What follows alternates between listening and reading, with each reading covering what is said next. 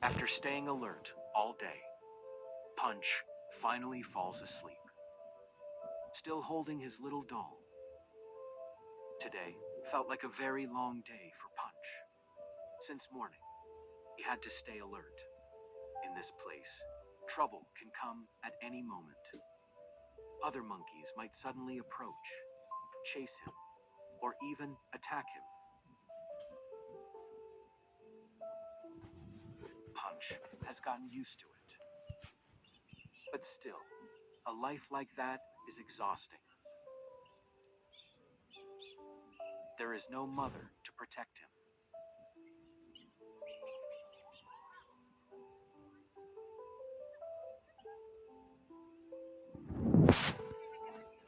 No place that truly feels safe.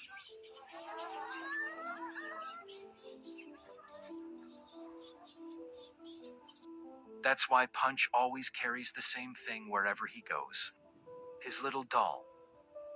To others, it might just look like an ordinary object. But for Punch, that doll is like a place of comfort.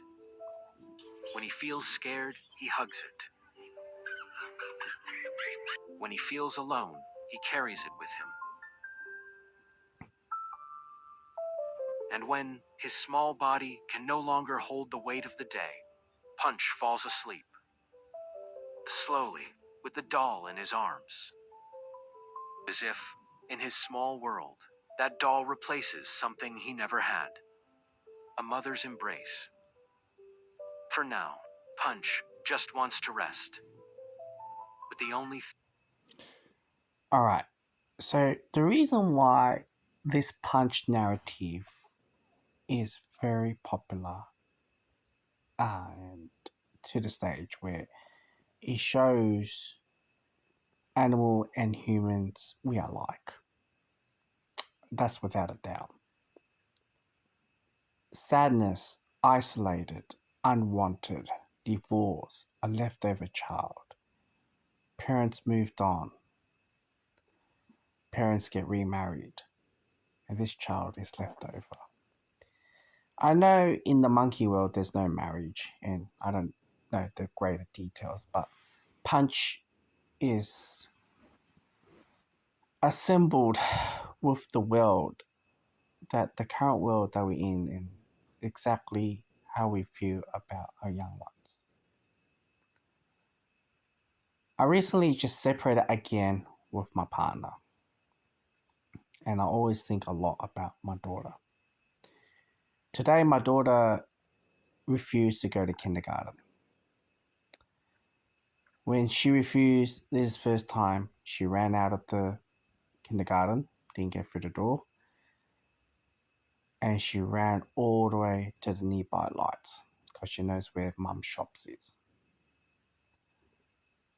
Lucky there was a food truck worker came and restrained my daughter.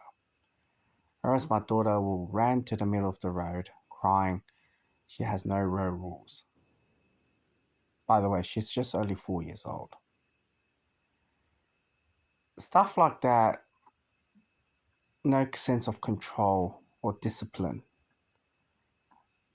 And when I look at this video, myself, I only raised with my mum and dad at the age of 7.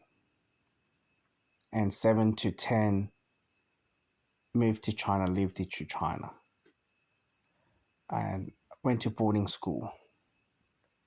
Came back to Australia, year 2000, stayed with my dad, but my dad is absent all the time where he goes to gambling in the casino. That is many Asian families' story. I didn't have any siblings, no love. And till now, even though my childhood upbringing, how much this has impacted me, always thinking on the edge. I seek people who thinks on the edge, which draws my attention. And it's very difficult. And now, as I mentioned, separate again. And my partner's family always said to me, why you always overthink? the reason why Punch this story hits harder, many people hasn't puzzled their life, and what I just explained to you is, you see, Punch was fighting survival, finding ways. It's like emotional drain, mental health abuse all the time, and then he has a nap without mother or daddy's love. That is something that I deeply scared for my daughter. And I wish I can go back to my partner, the conditions that we can do for the best of our daughter. But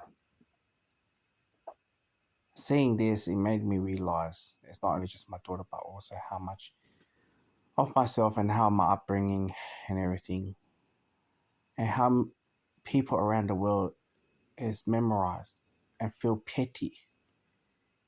And those who have felt abandoned will understand. Some comments below is even saying like, this hits harder that people haven't realized. People like us, we have very poor attachment. When we get into a relationship, we felt like this is like a forever love. This is the right one. Where we never built that connection at a young age. Because our family is separated or too busy working, whatever the reason behind. Being chucked to the childcare system. So that's why I wanted to make this video and say like, it hits harder. And so yeah, I'm always on the edge. I always think outside the box than anyone else.